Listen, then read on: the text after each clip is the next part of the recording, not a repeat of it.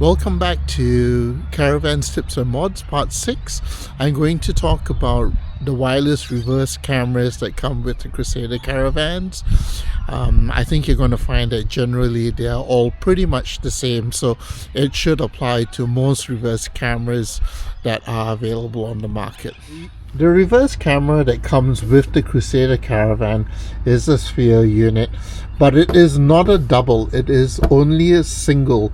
However, if you contact Coast to Coast, you'll be able to get additional cameras.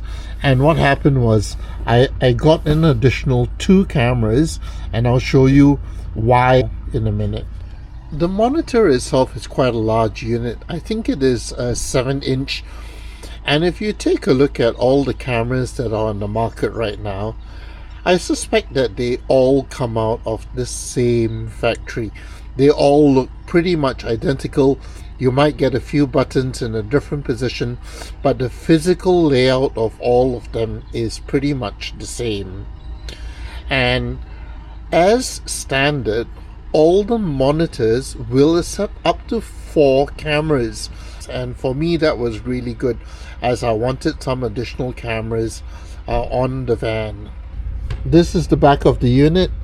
The 2 brass items on the top are for the antenna, but what's interesting is it has got 2 screw holes here for you to attach to a hard mount bracket if you want. These holes are M5 and they are on both sides of the monitor. The reason why I wanted additional 2 cameras was so that I could set up the first one on top of the camera which came with the Caravan. The original entry into the Caravan was under that weather cover over there. What I did was to remove it, dug out all the silicone, cleaned the lines, and then I added the second camera on the top, and I simply ran both the cables through that same entry point, filled it up with new silicone, and I put the weather shield back on. On my Hurricane, the power switch for the rear camera is in the overhead cabinet above the kitchen area, and that's the switch. To put on the cameras or to power up the cameras, you just hit that switch. So what I did was I removed the switch and found the camera wires, and when I installed the second camera, all I did was I attached the wires to that same lead.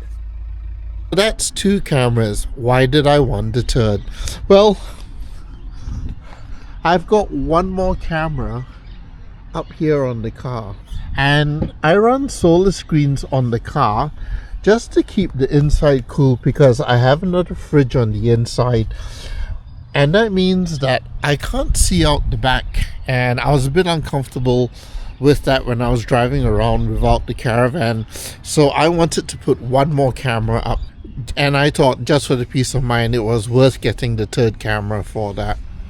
Now excuse the sun visor, I put it up simply because of the exposure. I know that most people put the reverse camera up here. The only issue with the reverse camera down here was I couldn't put an action cam on the dash if I wanted to film outside or in the cabin when we were driving. Plus, the 7-inch monitor took up quite a bit of real estate and blocked the view of the road. So what I decided to do was I decided to mount it to the rear view mirror. All I did was get a couple of M5 nuts, put it into the mounting. I got some 5mm bungee cord, and I simply bungeed it to the unit. And this works really, really well. Now, some people will say that bungee cords don't last with the UV and all of that. This has been up here since we left.